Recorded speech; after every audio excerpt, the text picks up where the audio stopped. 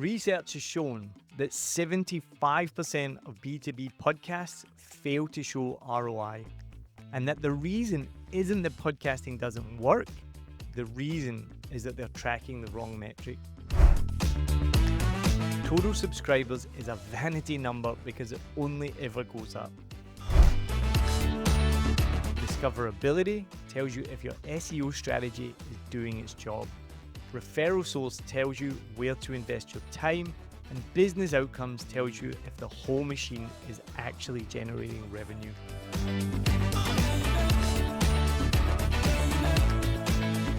The first question every podcaster asks when they check their analytics is, how many downloads did I get? And I get it, downloads are right there on the dashboard. They feel concrete, the whole industry talks about them like they're the scoreboard. But I need to tell you something. And I think deep down you already suspect this is true. Downloads are one of the least useful numbers for understanding whether your podcast is actually building your business. And the obsession with downloads is causing real damage because it's making people quit shows that are actually working. Today, I want to give you a completely different measurement framework. 5 specific metrics that are genuinely useful, and I'm going to back each one with actual industry benchmarks so you know what good looks like, not just in theory, but based on real data. Because without benchmarks, metrics are just numbers on a screen. Let me explain why downloads are misleading. And it's not that they're completely useless, it's that they don't tell you what you think they tell you. A download is triggered when a device pulls the episode file. That's it. That's all it measures. And here's the catch. This can happen automatically even if the person never presses play. If someone has your show set to auto download on their phone, every new episode registers a download whether they listen to a single second of it or not. Downloads also vary wildly based on distribution. Add your show to 3 new directories and your downloads go up. But your audience hasn't actually grown. You've just been pulled in more places. Now let me put some real numbers on this so you can see how broken the download metric is as a measure of success. So according to Trident Digital's 2024 data, the top 50% of all podcasts get just 28 or more downloads in the first 7 days. That's it. 28 downloads puts you in the top half of all podcasts on the planet. The top 5% is about 1,100 downloads. The top 1% is around 4,800. So if you're looking at your 200 downloads and you're feeling like a failure, you're actually outperforming more than half of the podcasts in existence. And for B2B specifically, Share Your Genius reported in 2024 that the top 25% of B2B podcasts average about 320 downloads per episode in the first 7 days.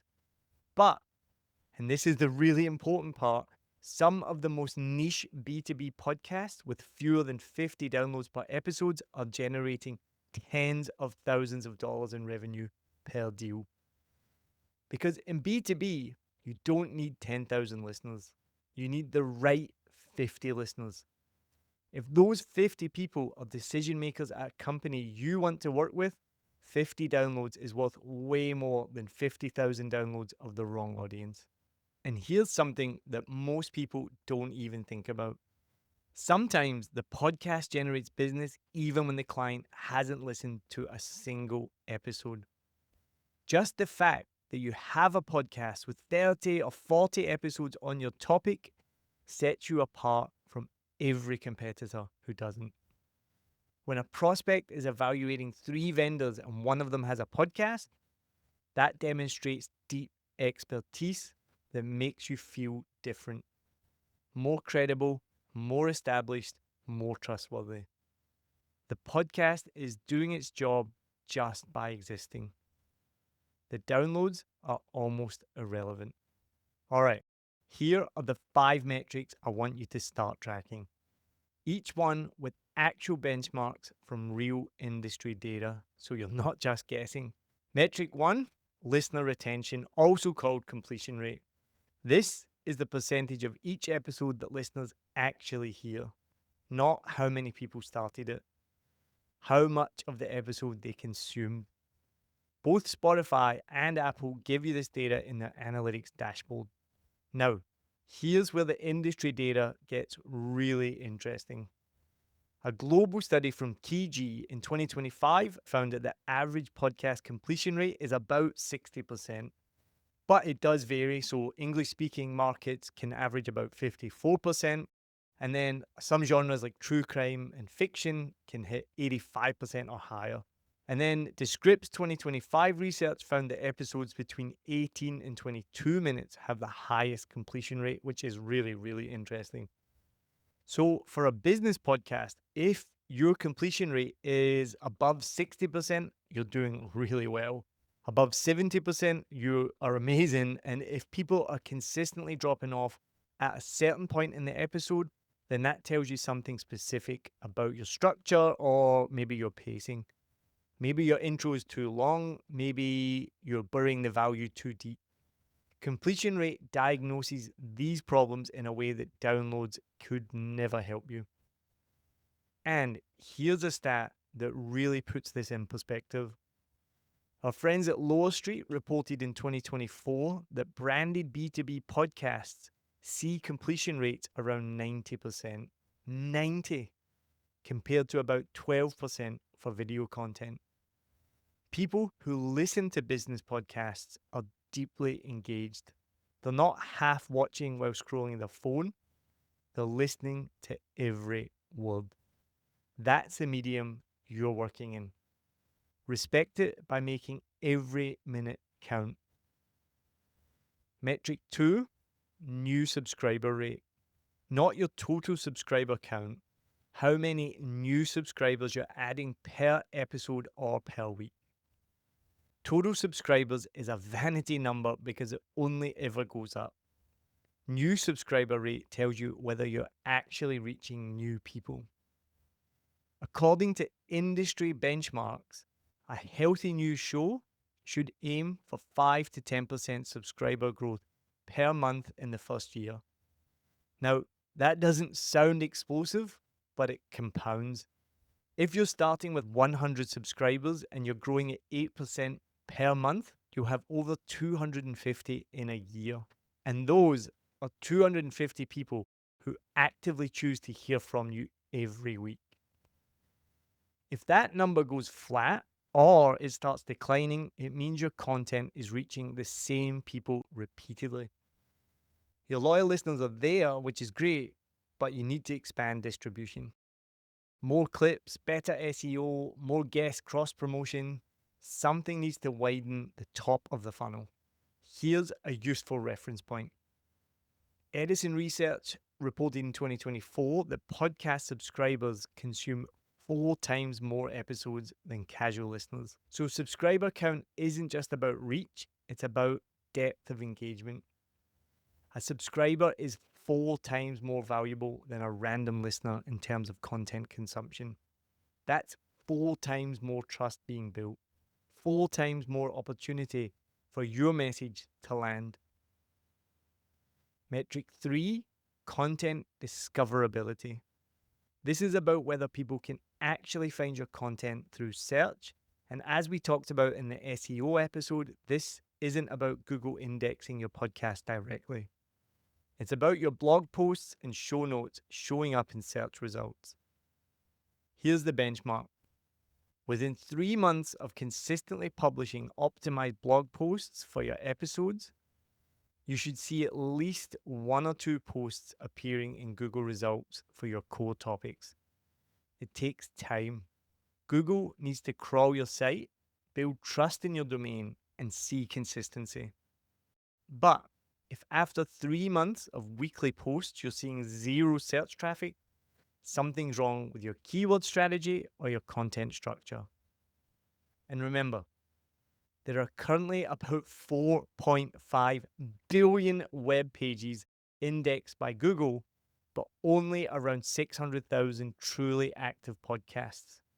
If you're creating blog content for every episode, you're competing in a much less crowded space than most people realize.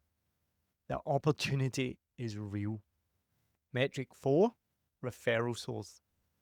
Where are your new listeners actually coming from? Podcast apps, search, social media, direct referrals. Most hosting platforms give you at least some of this data.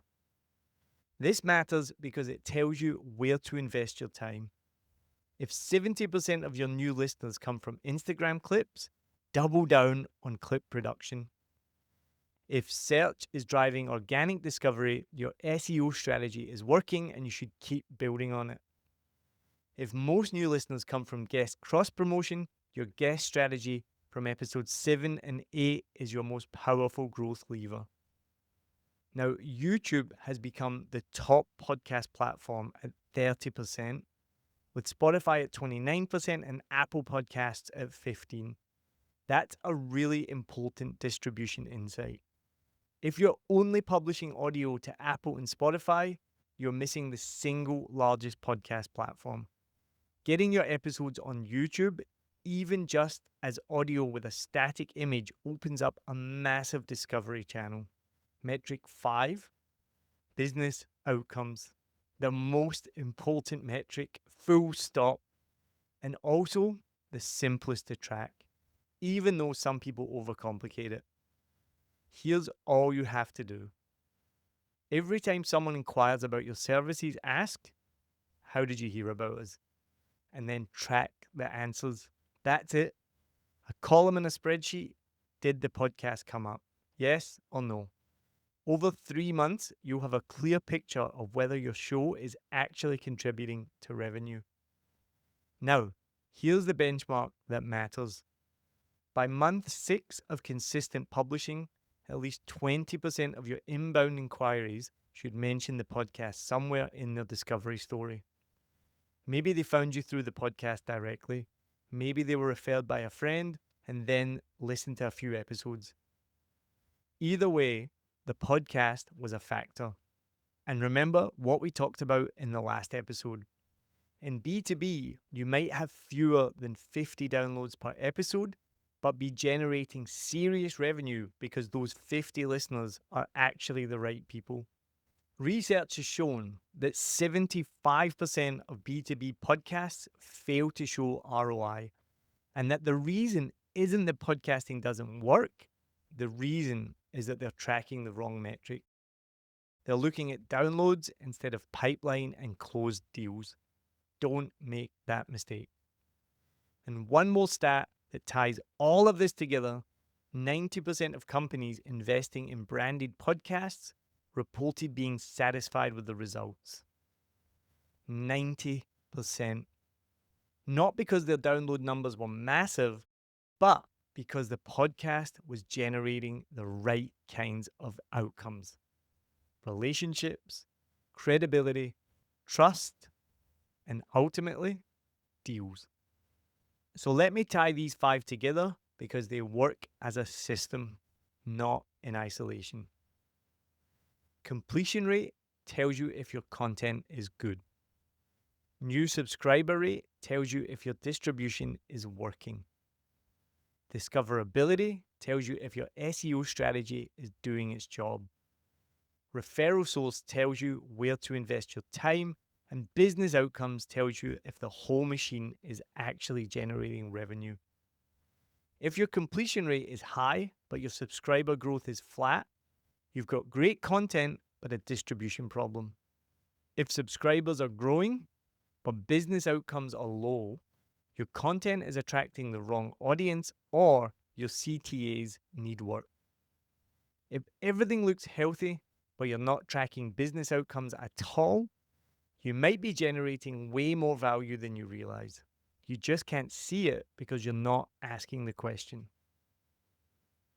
These 5 metrics give you a dashboard that actually means something. Downloads? Those are just a number. These 5 metrics, they tell you what's working, what's broken, and actually what to fix. Here's what I want you to do right now. Pull up your podcast analytics. Check your completion rate. That one number will tell you more about the health of your show than anything else you could look at today. Then set up a simple spreadsheet to start tracking referral sources and business outcomes. 3 columns: name, how they found you, podcast mentioned, yes or no. Next episode, we're talking about the production system, how much time podcasting actually takes, the tools you need, and how to build or buy a system that makes this sustainable long term. Because the best strategy in the world doesn't matter if you burn out by month 3. I hope you enjoyed this episode of Smarter Podcasting. Don't forget, follow, subscribe, and if you want to talk to me about how we can help you do all of this and help create a podcast for your business, then reach out. Go to 7millionbikes.com and look for the button that says Talk to Neil. All right, cheers.